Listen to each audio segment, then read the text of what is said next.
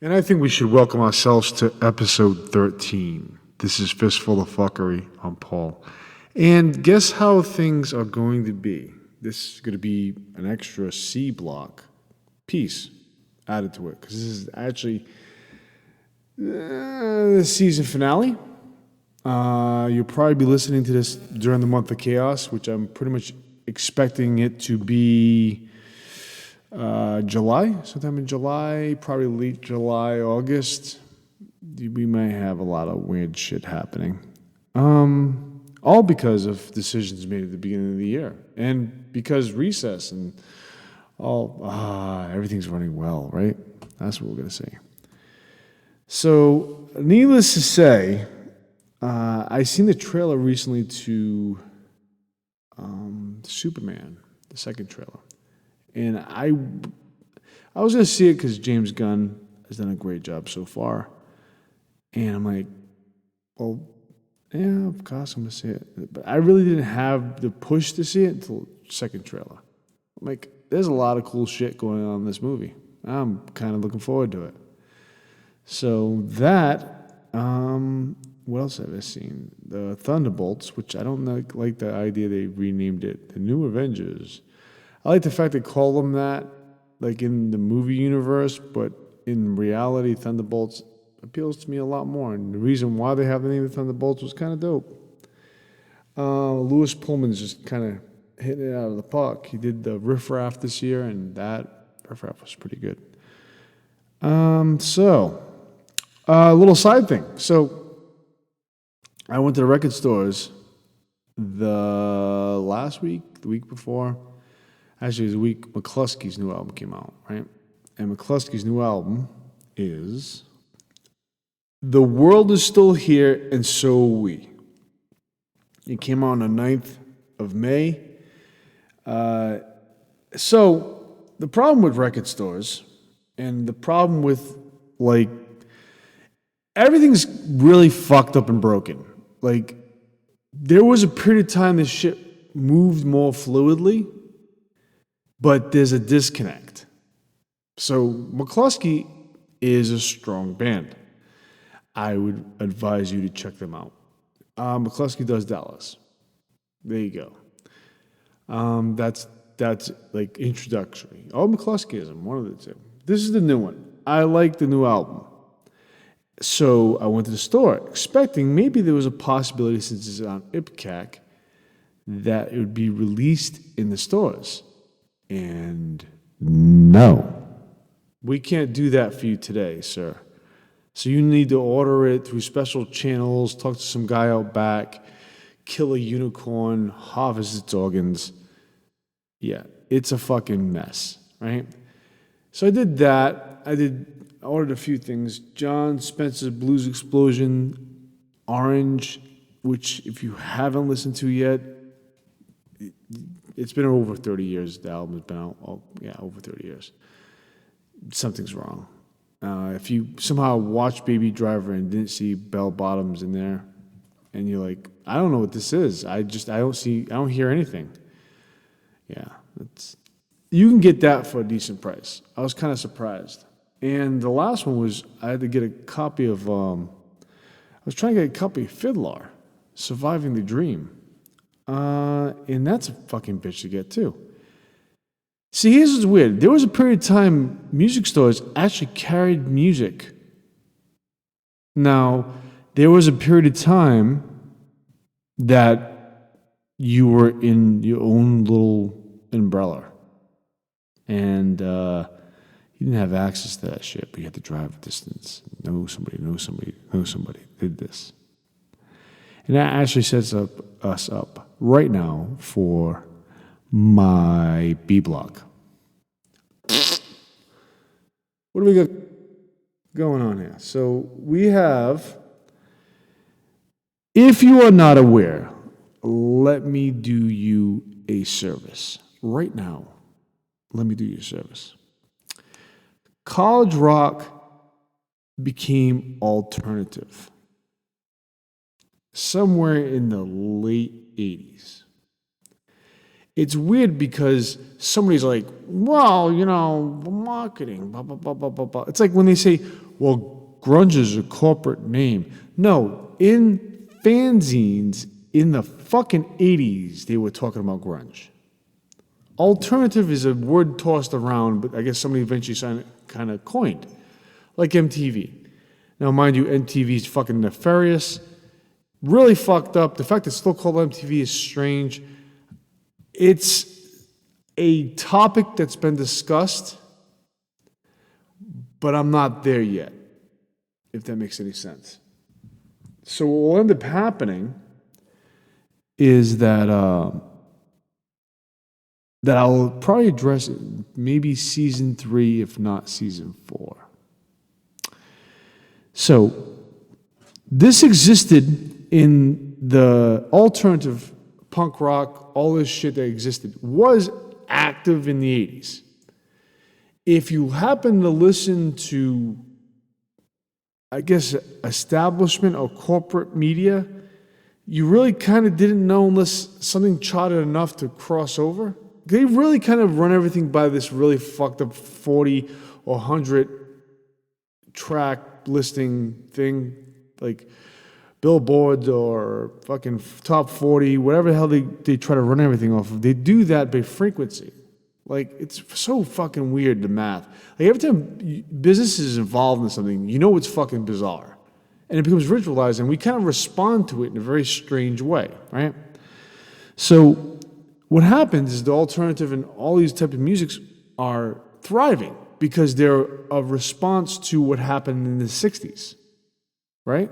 Just like a lot of the British invasion, they were inspired by the stuff that was happening in the early 50s, late 40s, early 50s, and all the way through the 50s, because those were their heroes. So you have a bunch of people doing the same thing, right? So you had like the Beatles, the Stones, Dylan, Frank Zappa, the Doors. They inspired people. So they're going to correspond to their musical push in the 60s, right? Even music's dope all the way up until about 74. And then music on the radio is just strange from 74 on. Something happens in 74, it changes everything. I keep telling you this, but I stick by it. So there was a term named New Wave. So like late 70s, like 79 to like 82, there's this push for New Wave. It was, to my understanding, it was a term coined by a Sire Records executive. I could be wrong about this, but the goal was, and it seemed to be, whether the person wanted to admit it or not, was to put everything into one fucking cone, right?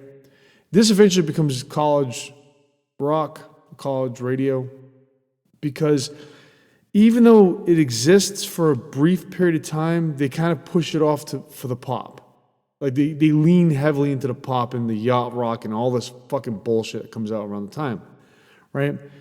So this exists, and what it does is it puts everything, all the subgenres and genres that are popular, like two-tone ska, first wave punk, and what do you call it there?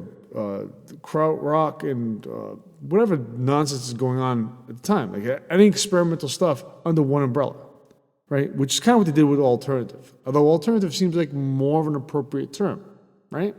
Because understand there is alternative, and then there's what you're told right now. Well, the new alternative rock.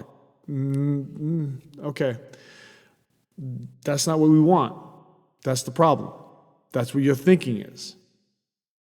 And there we go. So the goal for this new wave term seemed to bury punk rock. It really was kind of like, we have a problem with this, and we want everybody to tighten up their game, tighten up their shit, and like, we can't be doing stuff like that anymore. And there's responses to that, right? So under the new wave model, you either conform, dissolve, or dig further in, right? Thus the term hardcore. Actually, punk rock, at least from my point of view, changes its gears around this time. So the term hardcore comes out, and it's like punk rock 0.5. So it's still full first wave punk, but it's like, instead of it being like major shift, the stopping point, it kind of just evolves into that. New wave kind of gives them the decision to say, fuck you, right? And it's interesting because like up until probably about 90, talking about Black Flag or some of this populist Black Flag, talking about that or Bad Brains to anybody that was aware of this radio, they wouldn't know who you're talking about. You might find a person here and there, but they were a very rare find. After the 90s, a different story because what happens in the 90s, right? So in which way? The term hardcore is more philosophical, in my point of view now, but it essentially means in all genre disciplines, a restraint, deep focus into the love of the genre itself. Forge your work by any means necessary to add more layers, more depth to that genre, right? This can be applied to all arts, right? Actually, if you really want to argue, the term hardcore was associated with both foundational terms, right? Hard materials put together for foundation, right? That and pornography. And that applies in this situation. It was widened to fit a lot of different things. That's why you had hardcore rap. You have, when somebody mentions hardcore, usually rap albums or other genres that are deep into what they're doing show up there. Because it's weird because the narrative pretty much stays the same. It's more people-driven narrative, like articulating their truths and what they're seeing in society or what they're feeling in their lives, right? Not just the standard love fucking cliches, right? Fucking yacht rock. So, mind you, I had to write most of this shit down. So you're going to be hearing paper and occasionally a cat with a zoomie. That's the thing here. The Clash, I should probably do a whole show on the Clash. And because they root out the model needed. DC takes it and fucking runs with it. DC hardcore scene fucking runs with it. It's genius, right? But the Clash, they came in, and as a result of their U.S. tours, they left behind the essential seeds of how to build. The DIY and the passion over technique path, which is how all artists should be engaging their material. If you're an artist right now and you're really fucked up and tied up and you're worried about, well, will they like the way this is presented, all the word choices, or the fucking visual, just do, right? Just do, because the more you do, the more your technique will spill out. Your narrative will be reformed in your head. It will show up. I will guarantee this. Even if you're not, like, I eat crayons. Well, you'll get better at eating crayons, pal.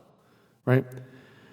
So, which way? They give, the Pistols do the same thing, but the Pistols, I guess, from what I was told when I was young, and what I've seen visually, is they seem to burn out, right?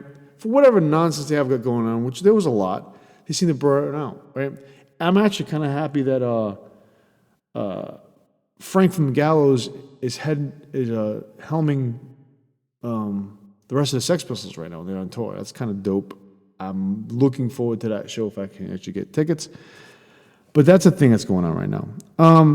What the Clash does is they give you the 5 years, the 5-year model. They go beyond that, but by the last album, Cut the Crap, it's not really the full band anymore, right? But they give it to you. They show you the evolutionary structure. And that's like fodder for like Americans. They're like, especially people that weren't in like rural areas and areas that just didn't have this as a standard thing, right? That's important. So labels and mainstream seem to resist any any new artists and new concepts further and further. And the new artists that they created for their culture, for our culture in general, they seem to avoid this. When you have lots of gatekeepers, you're trying to control the narrative. You're no longer trying to just protect from nonsense. You're literally controlling the narrative. You're in your ivory tower doing your fucking dictating shit, and that's the problem. Right? New ideas, new voices, even picking somebody's brain is not a thing. But there was a period of time it did this. You had windows of times. So the new wave concept kind of seemed to fall apart at some point in time. What's interesting, it went to college radio format. So a lot of these bands did thrive. And if you grew up in New England, there was a lot of great college stations in New England, including BRU, right? They were derivative from college, right? So you had these stations playing just different types of music. I mean, the first time I ever heard Salt and Pepper on it was BRU. First time I ever heard Biz Marquis on BRU. And it was like in rotation. These were songs played, right? So that was a thing. This was before the mainstream went, oh, we can repackage these people as pop artists. That's a fucking machine. If you weren't sure, up to this point, I've already distinguished the difference between popular and manufactured popular, right? So pop becomes a separate thing. It becomes a manufactured bunch of preservatives, whatever fucking nonsense they want to helm into that. They work them in their little laboratories and get them their algorithms or their stats or data and metrics they can put on the radio and get everybody hooked on their heroin, right? That's the idea. Whereas popular, it just happens to be word of mouth passing around, right? That's a longer story. So I will tell you at this point in time, MTV does play a large point in this because they give you a visual. And initially they were unruly at the very beginning, right? But obviously we need to fucking put the brakes on that. You're showing too much youth culture. You don't want to have what you had in the 60s, right? That seems to be the situation. They want to control the artists, so we don't raise the artists up. But they're like, these are the ones we want you to raise up. Here you go. We just give you selections. Thus explaining my problem in the early 90s being where I'm from, right? New Bedford, Fall River area, Massachusetts, right? So you're there doing that shit, and all you have are stores that have limited purchases or greatest hits or whatever the fuck they have. The artists you really want, you have to go to a Strawberries, which at the time was a big shop. But even then, they were kind of limited. Then you had to go to Newbury Commons, which you're driving further out, right? But that's the thing. The music scene has a hard time catching up with itself in the 90s. To the point where everybody's selling CDs. It's crazy how they did that. But yet they dried it all up. The options for all these artists not doing what they used to do, it's like currently right now, you go to Best Buy, you're not buying a film nor a CD. And you're like, well, because we've evolved from CDs. Yeah, because everything's a service right now, which I end up paying more money out to in the long run. This shit doesn't make any sense. Right? I already told you about that. We'll get into that a little more. So in the mid-90s, more pinholes started to form in the Great American Whitewash, which I covered in a few episodes back. So like Jane's Addiction, Bad Religion, Faith No More, Depeche Mode, because they've already evolved by this point in time. They're basically setting up the groundwork. There's a lot of subgenres going around. You have the no wave, you have techno, industrial, dark wave, post-punk, which is kind of like the better, more genuine version of the new wave that they were trying to. You have rap, which is fucking genius. So you have all this stuff going on, and it's just there simmering. And obviously the top 40 is not necessarily always channeling this. Just to put it into greater detail, Huey Lewis in the News in the mid-'80s was a big fucking deal. A decade earlier, you had Led Zeppelin. They do not equate. I just want to point that out to you. They do not equate. That's how humbled and fucked up the industry becomes in 10 years. okay? They're not the same thing. So when people are like, hey, listen to, Mister, I'm like, really? I'm going to listen to this shit? Yeah. I'm sorry, I'm already listening to records that are a lot more evolved and a lot more detailed than fucking that. But that's how it is. This is the result you get by rechanneling the industry. To the point is where when artists start coming through, like the Replacements or Sonic Youth, who are basically doing the independent shit, and they start making large sums of money, is what's going on over there? Because they're not thinking that bands can go beyond their control, thus explaining the market right now in the 90s. I'm getting there. So in the mid-90s, you had all this stuff. In 1990, you literally had They Might Be Giants Flood, Babes in Toyland debut. You had Ween, God, Ween, and Satan. You had Concrete Blonde Bloodletting. You had A Tribe Called Quest's first album. You have Pantera, Cowboys from Hell, which is pretty much what put Pantera on the map for most people. I know they existed beforehand, but that album was a big deal album for them. And the one that follows, Vulgar Display of Power, is awesome. Like, just they hit a niche that does them really, really well. Mother Love Bone, Apple. Public Enemy's Fear of a Black Planet. Urban Dance Squad, I think it's Mental Floss for the Globe. Fugazi, his first non-compilation album, Repeater. What's weird is you have a lot of stuff that's now spilling over. Like, They Might Be Giants Flood has a bunch of songs that end up on Tiny Toons Adventures. They do a whole episode based on that, right? Which kind of gives them that crossover base for them to do kid stuff later on, which I thought was equally as interesting. Now, mind you, all the foundation stuff for this came out of, like, Faith No More. Like, the real thing was a big fucking album.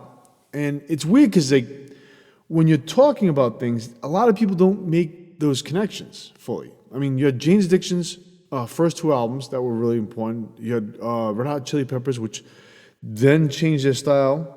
There's a lot of stuff going on under the surface between 87. I mean, you have like I told you in an earlier episode, we have a whole guitar rock thing. It happens like pretty much 86, 87 to about 90.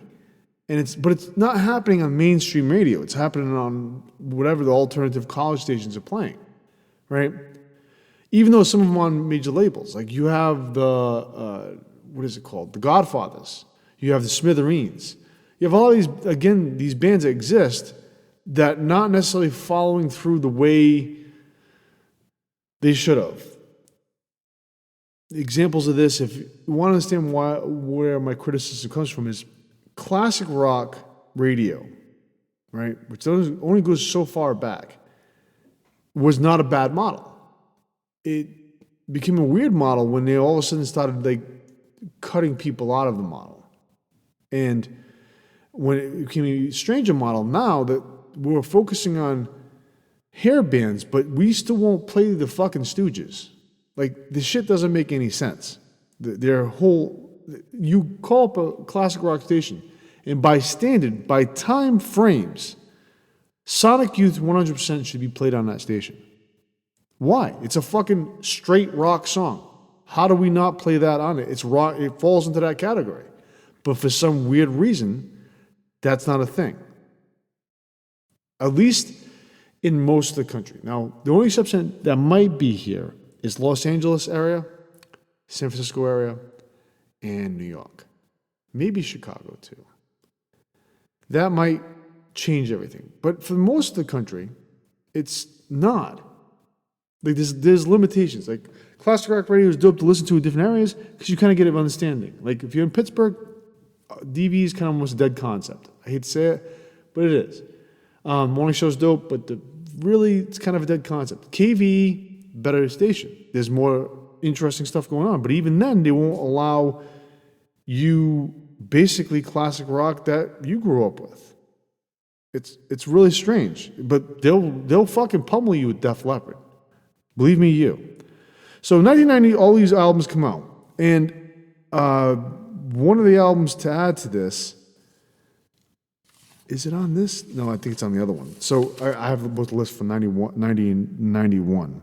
So a year later, it gets even more interesting, right? So clearly the labels, the A&Rs are starting to listen to stuff, or it's just by sales from the underground. Like, just remember, MC Hammer, I'm pretty sure his first album was the album that he sold himself.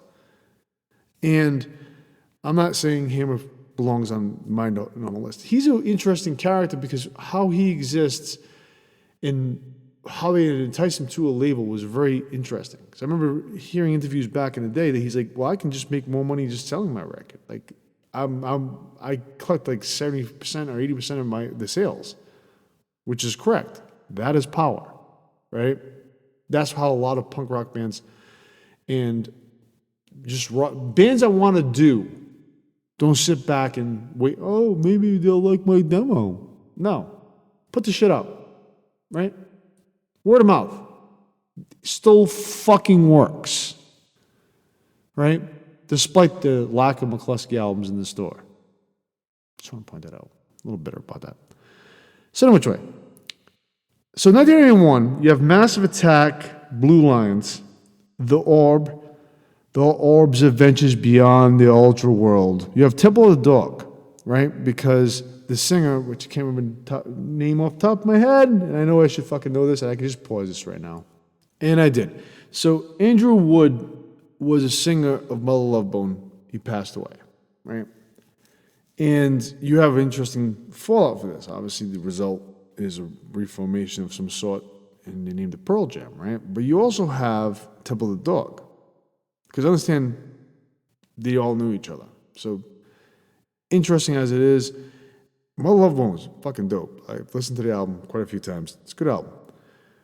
And it kind of gathers that whole rock vibe that's going around that's not necessarily mainstream. It's not standard rock the way you're perceiving rock to be. But it's definitely edgier than the fucking shitty-ass hair rock, which is strange. Like, you would think, well, no, the hair rock is the best rock. No, it wasn't. I should probably be clearer. I like second wave glam, which is like 70s, late 70s up until probably about 85, 86. Like, Dee Snider's the shit, right? And I can kind of get behind a lot of that stuff. And I didn't mind necessarily Def Leppard early on. And I don't necessarily, I get on you about Def Leppard. I'll talk about it a lot because it's weird because it's used as a fodder. Like, if we can't give you anything else that's different, we don't want to do that. We want to just compact more fucking Def Leppard into the thing. Like, it's the strangest shit ever, you know? But it's a thing. You'll notice it the more I point it out to you, right? Rather than giving you, hey, the Godfathers had a few albums. They have, on those albums is actually a lot of music. Why aren't you playing that? No, because they're not, blah, blah, blah, blah. They toured a few years back. There's really no excuse for you. So anyway, so you have Temple of the Dog, King Missile, The Way to Salvation, Dinosaur Jr.'s fourth album, Green Mind, Gangstar's Step Into the Arena, Violent Femmes, Why Do Birds Sing, EMF Sherbet Dip, right? De La Soul was Dead's second album, right? Primus, Sailing the Sea of Cheese, which is the notable second album, right? Even though the first album was good. Joy Box, Gripe, Typo Negative's first album, Slow, Deep, and Hard. A composite compilation of EPs by Green Day that shows up around that time. Pennywise's debut album. Smashing Pumpkins' Gish. Mudhoney, Every Boy, Good Boy Deserves Fudge. Leaders of the New School, A Future Without Past. Pearl Jam 10, A Tribe Called Quest's second album, Low End Theory. Red Hot Chili Peppers, Blood, Sugar, Sex, and Magic. It's actually not and, but Fugazi, A Steady Diet of Nothing. A Steady Diet of Nothing. Second album, right? Soundgarden, Bad Motor Finger, or Bad Motherfucker, right? Because that's what it was supposed to be called, right? Cypress Hill, Mr. Bungle's debut, because Faith No More is on hiatus. Tupacalypse Now. And what's really interesting about this is Public Enemy and Anthrax do a cover of Bring the Noise. And that sets the quasi-fake fucking new metal concept, but it is still a strong, dope fucking song till today. Interestingly enough, it shows up in both their albums, the compilation albums, Killer Bees. Actually, Public Enemy was a compilation album. It was actually a real album. By the time I get to Arizona, it's still a fucking strong song. And what essentially this is mountain to is the album is moving. And your corporate music sucks. And it's screamed into the fucking microphone. How many more times can you give us fucking Motley Crue? The only really relevant Motley Crue album is the first one. Why? Why is that? Why do I say that? Because at that first album, like a lot of late 70s fucking rock, metal, even Iron Maiden, have this structured beat that is not clear whether this could be punk rock or not. Kiss fucks around with this idea a little. I don't like Kiss, but they fuck around with this idea a little. There's this really interesting beat structure in the late 70s. AC/DC has it. And honestly, you can listen to the AC/DC album and listen to a fucking Sex Pistols album, and you're like, really? There's not that much difference between these. Obviously, they can play a little more efficiently, but really there's not that much. It's fucking rock. It's really fucking strange. And there's commentary in AC/DC too. That's what's fucking even funnier. Shit doesn't make any sense. So where am I getting to? The end of my B block, and my end of my B block is simply this. In 1993, Beck releases Loser. It is, to my understanding, it releases a single, and then it releases a maxi single, which is like a EP. The first time I didn't realize I was listening to Beck, but what happened was it was on mixtapes got passed around. That's the only cool thing about cassettes is the mixtapes. Because they're mysterious as fuck, they show up as fuck, they're decorative as fuck. That is it. Because tapes themselves fucking suck. Yes, I said it, and that's my opinion. Opinions like assholes, everybody has one. But they do. Because they fucking magnetize, they get chewed up, they get warped, like just fucking dealing with them, especially when they cheapen them, just sucks. It's nostalgia. I prefer fucking 8-track if we're going to do that, right? So anyway, so the first time I ever heard him, not realizing that's who that was MTV Makes Me Want to Smoke Crack. And it was on a mixtape. Somebody was playing it. I'm like, what the fuck is this? And it, like, at the time, the type of stuff he's doing, like, I anointed to like Wesley Willis and like Ween. It's like a lot of interesting, like, even fucking King Missile. That dude's fucking doing crazy fucking poems, and there you go, they do the Patti Smith thing. There's a band, let's stop playing music, right? So there's, to my understanding, like an anti-folk thing, but folk thing, like obviously Suzanne Vega comes from that fold, Tracy Chapman. Clearly a counter. I don't understand that too much, but I know it happens because the music shows up. So I'm like listening to it, I'm going, this reminds me of this. So another song that would get played on compilations later on was Satan Gave Me a Taco. So anyway, Beck's Losers shows up. And in a time of chimpanzees, I was a monkey. That line fucking sat. I'm like, that is so cool. Because that's really differentiating yourself in a generic term, right? And I'm listening to how he's presenting this material. I'm like, okay, this reminds me, this has pieces of MC 900 Foot Jesus. And like there's stuff going on here, but he's really trying to get into the mixing stuff. So this shows up. Now, when Beck's introduced to people, how do I explain this? If you're buying a Beck album, you're definitely on a different fucking path. That's the best way. You could probably say, well, Sonic Youth is a rock band. Beck is a bag of stuff at this point in time. And that's what made him fucking interesting. That's what made the albums fucking dope. That and they were a bitch to find all of them, right? Because it wasn't really available.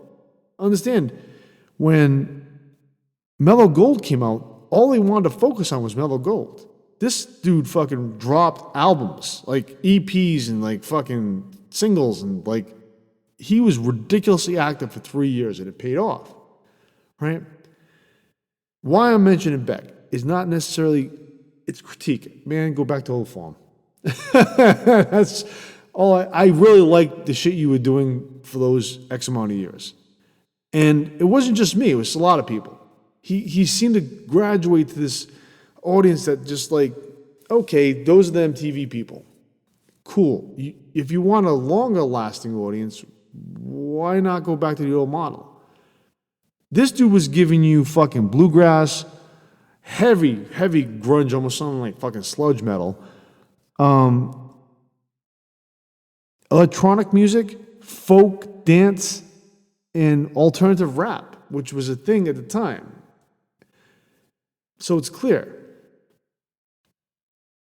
De La Soul existed. They broke through. But they were kind of put in a specific category. A Tribe Called Quest, specific category. Because at the time they broke through, like the real leader, once Run DMC kind of going sideways, the real leaders were kind of like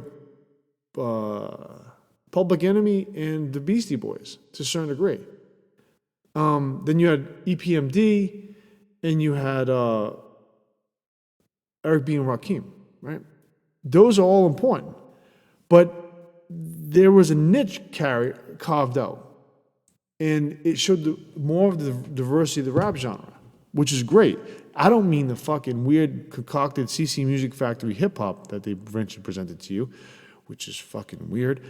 Like, this is, well, we're going to give this to you now. You want more of this. No, I really don't. Then that's why Wu-Tang Clan was fucking successful. I don't want that shit. You know, I don't want to listen to that. That's just as bad as fucking listening to Madonna. Like, I'm just not doing it. And it's still one Madonna song, I don't mind. But anyway, which way. So, Beck puts out this album, this EP. He has Golden Feelings, LP, full length. Stereopathetic Soul Manure, Mellow Gold, which is the album that I'm sending a lot, One Foot in the Grave, and Odie Lay.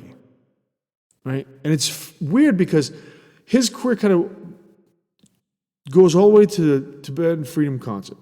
He does a cover of, he brings up one of his oldest songs, Asshole, which is, if I remember correctly, it's on One Foot in the Grave, right?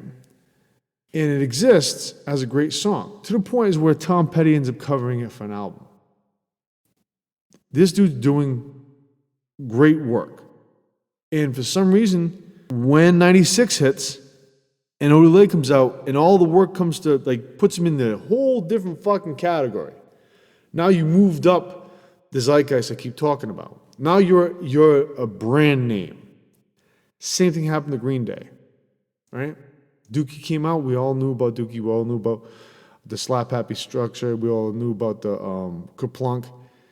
And all of a sudden, that comes out, and we're like, okay, well, he's not. They're now focusing so much attention on this band, and that's when the labels come. There's tons of stories of this. Actually, one of the best things to understand the frenzy is hype.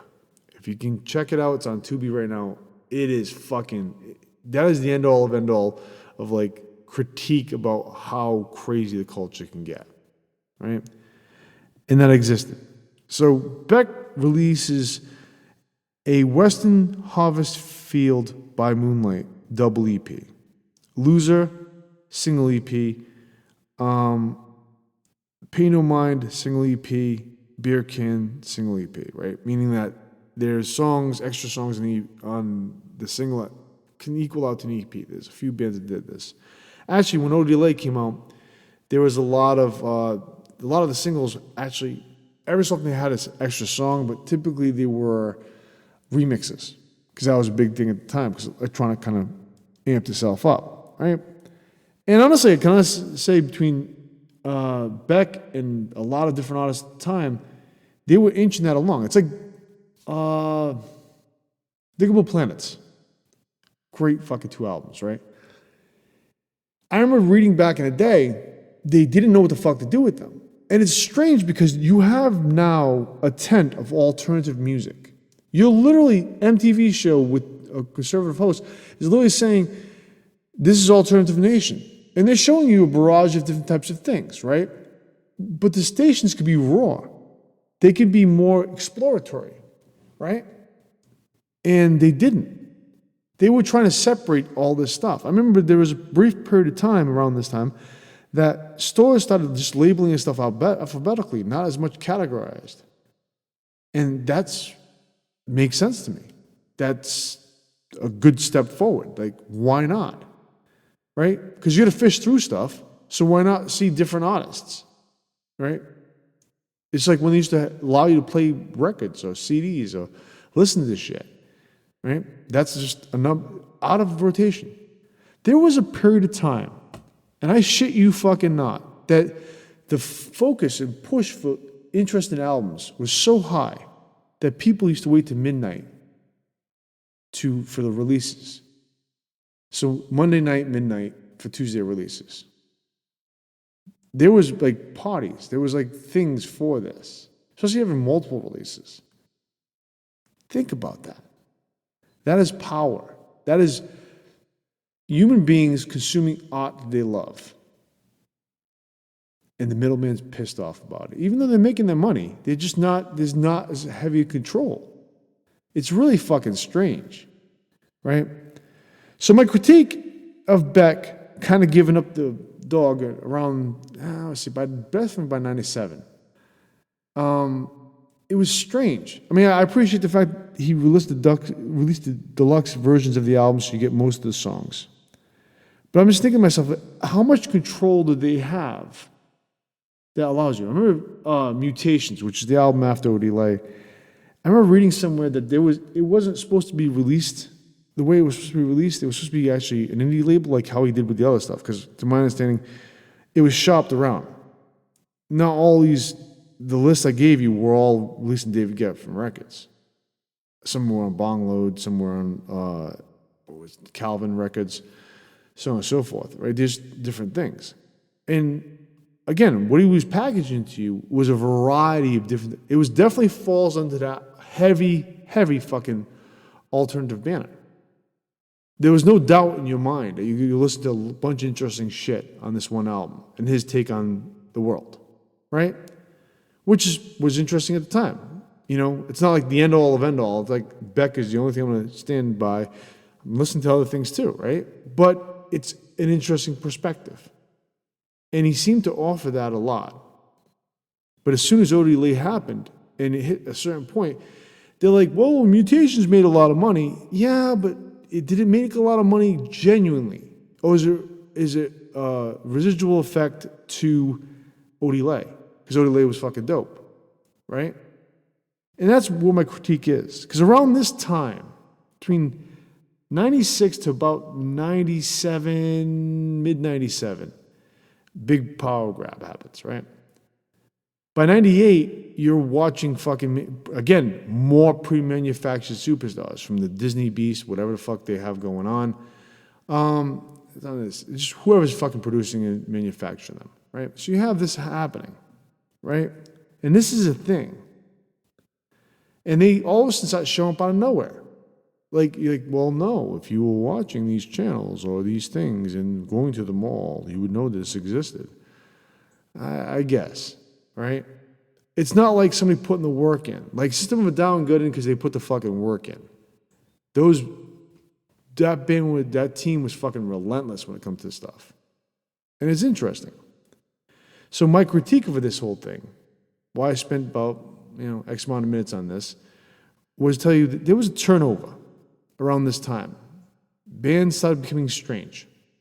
And I'm not sure what motivated it. I know there was a lot of deaths, suicide, shootings, drug, which is interesting because every time music seems to go forward, all of a sudden this is default. Now, inner core conspiracy theory will make you go, outer core you require a lot more, right? It's just strange that this happens like this. But at the same point in time, there's a lot of survivors, a lot of people that exist at different points. So maybe it's just coincidental. But it happened 3 times. And honestly, the effect of the 90s is being felt now, but nobody's playing the music. We currently have this weird aqueduct system that got built in the late 90s. If you're wondering why, how come I don't know this person that has an album out? Again, McCluskey. Right? How do I know about the Idols? I don't know. Yeah, because they're nothing. It's like the film industry. It's like all the arts are kind of like, unless you channel through whatever little fucking corridors they have you want to go down, or maybe it's all in the metaverse or something like that. I don't fucking know. Don't really care. There is a critique of this and why all these bands kind of go sour in a specific way. Because it seems to be almost universal. There's like a X amount of albums, maybe too much demand. Not sure. I know Beck kind of turned it around and, New Pollution kind of became the standard thing he's going to do for the next X amount of years. And it was like, okay, that's weird, but I accepted that. But at the same point in time this was happening, it happened across the board. And maybe I'm wrong about this. Again, opinions are like assholes. Everybody has one. Okay, now you get to hear me go through C Block. Right? This is not one that's always going to exist, but I realized that while I've been running my mouth for most of this season, trying to learn skills and try to reintroduce this idea to the mix, and try not to talk about catheters, apparently, that irks some people. Any which way. So, finding motivation in modern times is difficult because of the accelerated temper tantrum American society is going through and has been going through since the late 90s. Is this coincidental? Did you not just hear what I just talked about earlier? Exactly. I found myself running through a plethora of emotions. Shit, my demons showed up at the door with weapons in hand while trying to organize all of my thoughts and opinions to present. Here's some reading for something. I had to prepare this, so at least we'll go by faster. So bear with me. The fight was hard. And for the past season, because I more sat down in my own self and tried to figure out how to best write this shit, the more demons kept interrupting. And life became unnecessarily complicated. So I used the fuck it powers, right? The great American fuck it switch, right? So if you're wondering where, in my opinion, American exceptionalism comes from, it is the fuck it switch. Because you will see there, and what's weird is this is a term clinically talked about, right? You get the case of the fuck it's. And what happens is you realize there's just so much complicated bullshit, and you can simplify the process. You're like, well, fuck it. And you just do it. And it runs fucking smoothly. Somebody's gonna be pissed off about it, though. That right there is like the fucking, if everybody's like, oh, American side, your nationalism and all this weird shit you got going on. No, that is it. Okay? Because I've seen that happen. I've seen old ladies do that. They're like, well, fuck it, and fucking stick in the groin, right? Does not care, right? So it's awesome. So the general question is, what does that mean? Rather than writing out the episodes, I decided to put up bullet points. That's what I was doing with cue cards. This is the first time this whole episode is the first time I've written a full episode in a long time, right? And I used them to muster up the energy after grinding all the fucking hours and running with it, scissors in hand. I was trying to be clever here. This is a fucking approach. I have prepared 20% of the time, and what I would say, and sometimes I hit the mark. Sometimes I didn't. Sometimes I was really tired. Episode 2 definitely fucking reflects that, season 2. Trauma ghosts fit the situation, right? So I'm told I shouldn't be doing this stuff, right? But I'm getting older. And the way I look at it is this. Punk rock taught us something definitely fucking interesting to do. And that allows your passions over technique. And that is what a fistful of fuckery is. it is my initial chagrin. That's how it shouts out. It's all fucked up, and I have to push it out in order for it to work. Like a turd. So once I worked past that, I found myself considering the duality of self-importance versus inflated sense of self, what Bill Hicks calls the fevered ego. I don't consider myself a comedian at all. It's trauma. That's what's going on here. You're seeing random I create the tension, that's what happens here. It's very basic shit.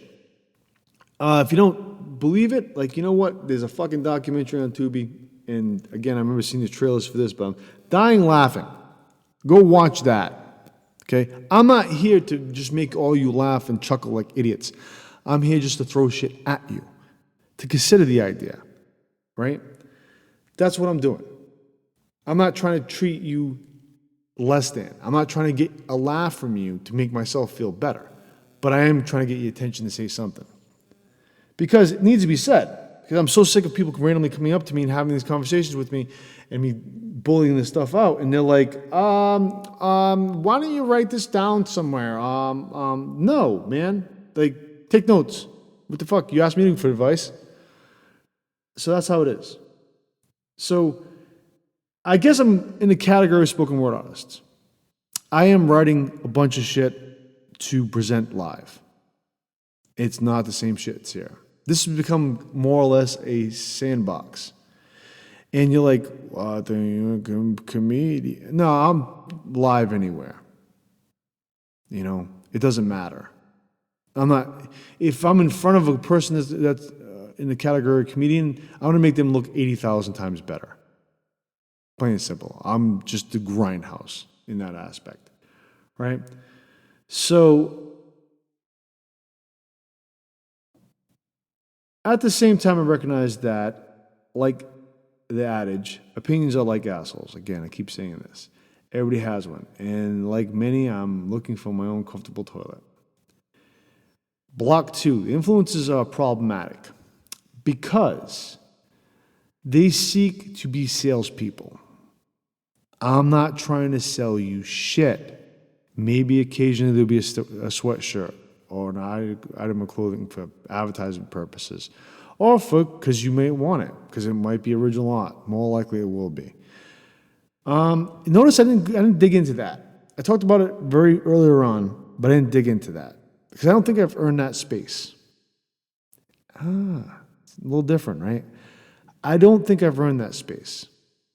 And I'm not trying to fuck with that, right? Because I honestly listen to some of these people, I'm like, you're just selling me shit. Stop selling me shit, right? But this is how I make my money. Get a job, right? This is passive income. You'll make the money once you hit a certain number of people. And when you start doing live shit. It's not instantaneous, not a microwave. See, I don't expect any of it to be like that. Even if I ever make it to that status, it's never going to happen, right? But I'm realistic about it. I'm not fucking in a delusional thing. Like you got here, I'm not doing any pumping, any advertisement for this shit whatsoever. If it's being passed around, numbers are going up, it's because of some weird-ass algorithm or word of mouth is actually fucking working. Hey, Free Radio America did it. So in which way? They walk into podcasting, YouTubing with that as a goal. They are the high-paid escorts, in my opinion. I don't understand them. I look at them and go, okay, you exist, you have attention to people, great. I don't know what dysfunction happened. The person felt they needed you as an attention, but so be it. You made them feel something about themselves, so now they're there. Inner core conspiracy theorists are junkie whores to their high-cost end. They will say to get your attention and prey on your fears. Now, first of all, what is it, the Rage of the Machine lyric? Fear is your only God, right? I already told you the cost ratio for everything. I'm not sitting here fucking, shit's going to go sideways. Why? Because we elect people to make shit go sideways for the benefit for people that buy them. It's not that simple. It's not that complicated. This has been happening for a long time. We get reprieve every so often, But in all honesty, we're perpetually getting spankings because we push against our own interests. We're too busy divided right now, and that's the fucking problem. They're the motherfuckers that will tell someone they can only find enlightenment and salvation through religious mind rape or aliens, whatever the fuck, or this crystal, whatever.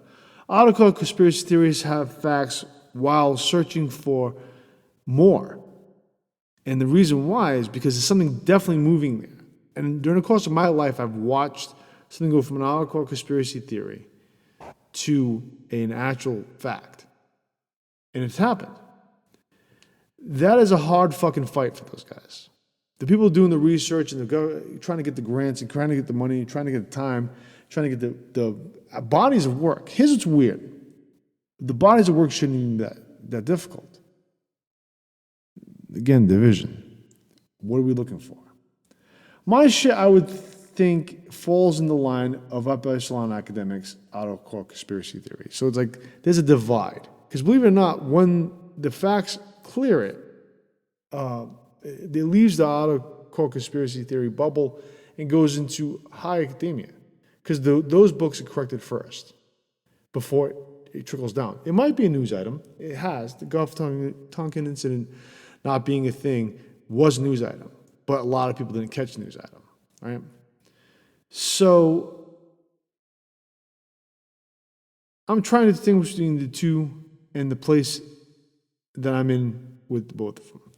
Sociology and American studies are the two academic disciplines to do this, but I'm not there yet. I'm pushing as much as I can.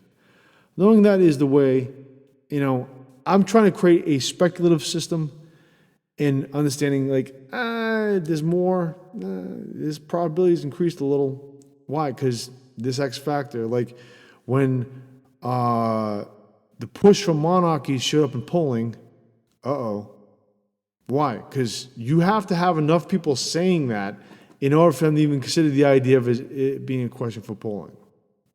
Okay? That's fucking dangerous. But it's a reality, right? So, however, formal education is a construct, and that gives blind spots and can be used against itself. Now, the goal for formal education in academia is to get the thing as right as possible. However, not all the time do they understand the reason why they're trying to get it right in the first place. With every piece of knowledge is a dual-edged sword, right? Because it really comes down to what is backing them. Who wants the research done? What is their interests, right? Do we know about this? Like when money's spent in an R&D program under a contract somewhere that they can then copyright and sell back to us, because that's how things work. The question you have is, why don't we know all that information? Why don't we know all that data? Who's backing that information? Trying to figure that out. Now, granted, some surprise accidents. There's a great show called Connections. And I've been telling my son about it. I tell people about it when it comes up as a topic to watch. Because sometimes shit is just haphazard. And that's how life is sometimes. It can galvanize and push things towards certain things, but things have a tendency to work themselves out in a different way than what is engineered and intended.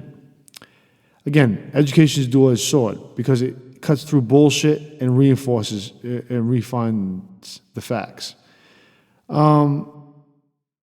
The problem is who's the one wielding the sword? That's the question. At the time, all arrows led to the topic. Let me see what I have here. Having the knowledge, negative intent, and a big fat, sloppy fucking piles of money can be very dangerous. In other words, having the knowledge and the resource and having tons of fucking unchecked money can be dangerous. Yes. And you're kind of seeing it play out in the last 25 years. And more so, actually, since the late 70s. Academia is somewhat neutral regarding its bottom line. They are trying to present data to submit to the scientific method. The person who uses the data to their own or their employee's own advantage, knowledge is genuine power. It's not just a joke. Like, it's not a cliche statement. It genuinely is power. Having that knowledge of how to manipulate situations to do certain things is a thing. All of this said, I'm doing the best to summarize this season. Weaving a coherent tapestry, voting with your dollar is the most important thing you can do. I'm not being cheeky or purely capitalistic. I am being fucking factual in real time. In episode 1, I explained how the overtime Americans and any other living society construct are the financial cogs of that society. I explained how socially capitalists have taught us to quantify our lives. I am a capitalist because the act predated the United States. And the most modern first world country in that collection, too, countries. Sorry about that. Third and fourth world countries have remnants of older ways of living. From their perspective, you can see the capitalist machine. Probably clear as day. That's why sometimes doing research and understanding how they operate, like learning about South America, what happened in South America way back in the day, is really fucking interesting. This is, and if you are still skeptical about my thinking about any of this stuff, the clock breaks down your time. We've looked at the clock as time spent. It's money spent, time spent, money spent. We equate the two ideas together, which is weird, but we do it, right? Or worse, 100 unit clocks, right? Unit clocks. Decimals, I think that's what it's called. This is your value to them. If you wanted to rebel, think about how much you spend as you work, right? You spend money on food, water, electric, gas, etc. We are taught to live in sustainable equilibrium, typically just keeping up our heads above water, but our sustainable equilibrium sometimes goes into crisis. And I think everybody's fearing that right now because it's been a long time for that, right? I want to point out, okay, you tell me about your feelings about the poor and the nonviolent criminals and the vagabonds and all of the survivalists. Are they negative? Do you feel uncomfortable with them? Yeah, thought so. The corporate propaganda, since where the public and communal systems are bad, leads you to the only resolution, free markets, which necessarily aren't free. But before somebody paints my ass as a socialist, let me be clear. I believe in work for money. Corporations are institutions, not people. I think the public, all community structures need to be put into major checks and balances. Our politicians should not be bought. Period. I believe in a dynamic capitalist engine that supports American communities, whether it's through services. If you're paying taxes, we should get amenities. That's how the system should work. Voting with your dollar flexes that stance. Corporations are currently price gouging because in their eyes, we have too much disposable income. That's been a thing. They realized that probably about 6 years ago. They wouldn't raise the price if they didn't know. Actually, what's an interesting little factoid about this is, does anybody remember when, I like Coca-Cola. Why are you bagging on it?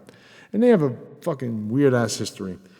But does anybody remember when they brought their prices up back in, I want to say it was like maybe between 2012 and 2013, or maybe it was before that. And when they brought them up, you're like, why are you doing that? It's just sugar water with caffeine in it. Not even that much caffeine, right? What are you doing?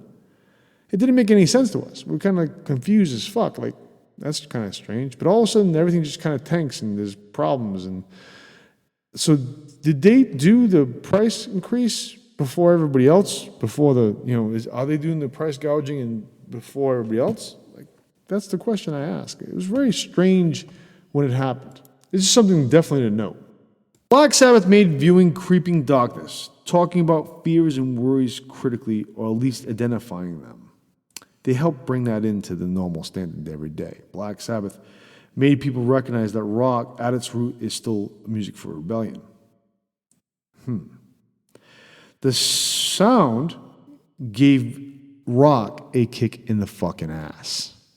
Okay, I know you like to be a little, got the acoustic thing going on there and you're sitting down, but let's fucking ramp this up, right? And the best example I can ever give to you is War Pigs, because you have Bob Dylan's Masters of War and Black Sabbath's War Pigs, right? The sound gave rock a kick in the ass, splintered it into first wave metal and heavily influenced punk rock. Yeah, Black Sabbath had a major effect because he was talking about shit, right? To the point that the style seemed to be unclear, and that shows up sometime in the mid-'70s, right? Because, again, alchemy. My assessment of Black Sabbath's presence came from the actual British charts. I'll be honest with you. If Black Sabbath was an American band, I don't think they would have stuck as quickly as they did. I think them coming from a different country kind of gave them an opportunity. The reason why I say this is because you literally have the Stooges, the New York Dolls, the MC5s. You have fucking Alice Cooper, which had a hard time initially. You have also the Velvet Underground. Like, take that into consideration there, right? These bands are also channeling some of the darkness. But they were actually all of them were fucking American bands. So that's a thing, right? Somewhere in the late 60s, they're like, block this shit. But Led Zeppelin, right? And what do you call it? The Black Sabbath came in. Like Zeppelin, not as much heavy metal, even though somebody's like, oh, well, they're heavy metal. Like, whatever. How I look at the world, we have been living in an employee worker-based economy since, especially in the blue states, since 2013, 2014. I can't factor in red states. And red states loves for blowjob economies, like the whole idea of fucking trickle-down. That's what that is, right? Why I don't like trickle-down is because it requires a bunch of rich people to be there. So at any point in time, these rich people can just make the faucet off, turn the faucet off, right? Just, there's problems. All of a sudden, instant recession or instant depression. Too much control, right? That's a thing. The price gouging, not the actual inflation, taking place now is an attempt to create dissonance among Americans. I mean, it just divides us more. That's what seems to be happening. This is my fucking soapbox. This is me summarizing the whole fucking season. So bear with me. I know some of you are like, what the fuck, Doug? What are you doing, dude? Come on, calm down, right? I understand that. So, again, the whole blowjob economy thing fucking hits harder than trickle down because it's almost the same act innately, right? It only services one fucking person. There's only one beneficiary, and there's only one kickback money. That's the only way you're getting the money, right? Which is not the way it's supposed to be. Older fucking cities are showing us the way it's supposed to be, right? Now, the problem with that is when cities try to grow up and try to change and become more interesting, right? More dynamic. It's the hands that come in with the money. Rather than allowing the people to figure out how to properly do it, they're raising rents, raising costs, raising everything. And we're just trying to keep up. In certain parts of the countries, jobs will keep up the pay because they realize there's enough people here to be able to keep that going. I applaud that. I was actually kind of surprised that was going to be a thing. I applauded the idea that workforce decided to give pay to people, realizing that they're valuable. I know that the job market's weird because there's so many jobs and so little workers in certain areas, which seems to be a thing. The employee worker-based economy happened because they stalled growth for so long that the consumer culture just took the fuck over. Believe it or not, we have control of this consumer culture. If we didn't, then why are they marketing everything to us and trying to get our attention and say, buy this, buy that, oh, look at this, isn't this grand? That's a thing. They worked hard enough that they break systems. One of the systems I point out outside of the music industry is the fucking Hollywood system. That shit's baffling to me. They worked hard enough, despite filmmakers producing great films. The business hand started to make the mechanism of the Hollywood structure, or the film industry, fucking dysfunctional. Like even more, like you're like, well, it's dysfunctional. That was waste. I mean, they have a hard time recouping their money. Dysfunctional, right? There's a large population in the U.S. Everybody should know your fucking movie's out. Everybody should have an idea what the fucking movie's about, right? Everybody should be able to buy the fucking movie. What did you do wrong? You fucked up somewhere, right? Your catchment, you got rid of prematurely. Your catchment was the video stores. But there's streaming live and, yeah, whatever. That doesn't make any sense. You know, the video stores are more intimate. They allowed more structure. You pulled the fucking rental. You watched the fucking rental. You liked it. It was dope. You told somebody else about it. It went back, right? But that's like a service, yeah. But guess what? If you really liked it, you bought it. Oh, there's money being recouped. What did you do? Nothing. You whittled it down to stream services that are having these weird-ass wars with each other, and most of the time there's shit to watch on them, right? Tubi, whatever they got going on, they just give us more films and give us more series, and it exists. Doesn't require the check, right? Any which way, TV is trying its best to be like cinema. They are close, but TV isn't art in my eyes. It's program with artistic flair. Cinema is a language, a style, a quality of narrative. Film is innately art. Art can be presented, and the mechanics that will always make its money back. As long as you're able to fucking display the art. And you kind of fuck that up. Right? The quality dictates the velocity of the return. Meaning that if you allow the people to do their shit, you know, oh, Godfather's costing so much money to make. And it echoes and echoes and echoes financially after the fact because it's fucking good. The quality is extremely high. It's now beating up the fucking book. You can't see this? You required half-wit like me to fucking point this out to you? That's the troubling process right there. We dictate the culture and the economy of the return and where we focus our money. We innately have power. Again, vote with your dollar. Own it.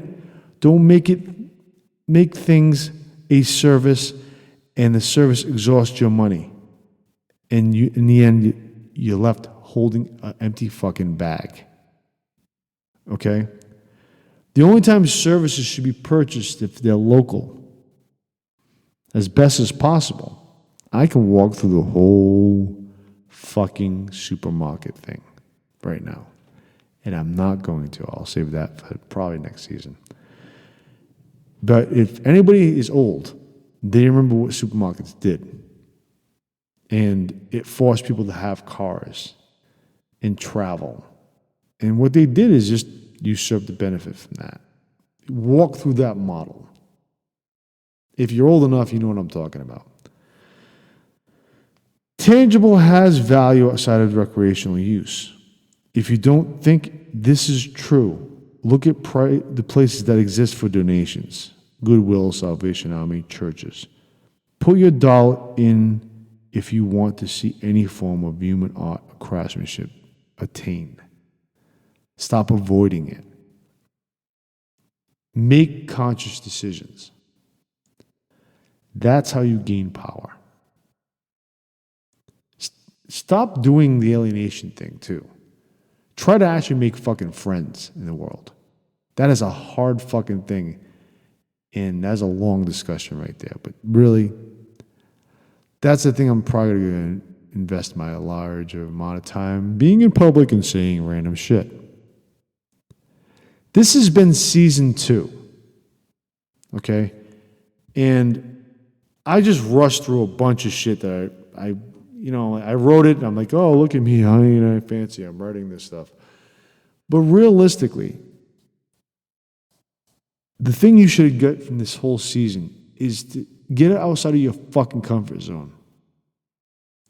If you think the things nowadays are boring as fuck, go back to the old stuff. You can always return to the source well, right? What we need a lot of in this world are places for art and people to bullshit. Not stand off and fight each other like fucking idiots, but the actual bullshit, right? To have a good time. But not necessarily on the tit of somebody else. Like, in order for us to do good, we have to be here sucking in this guy's store. No, not necessarily, right? You can do this anywhere. But somehow, we're being drifted apart. And the more we invest in technology, the more it seems to be. And I noticed the irony. I'm saying that on technology right now. Okay, my ass is old. I didn't think I was ever going to say this on this level. I would tell human beings this all the time. But other people, cats listen. Meow. That's how it is. Just think about that. And when we come into next season, which I'm hoping probably around October, November, which was what this season was supposed to start because life happened. I'll do a promo for it before it happens. Any which way. The only last thing I can think of is it all right, Alex? Can I end now? Is this good enough as an end result, a summary of the whole season? Do you approve? Bye-bye.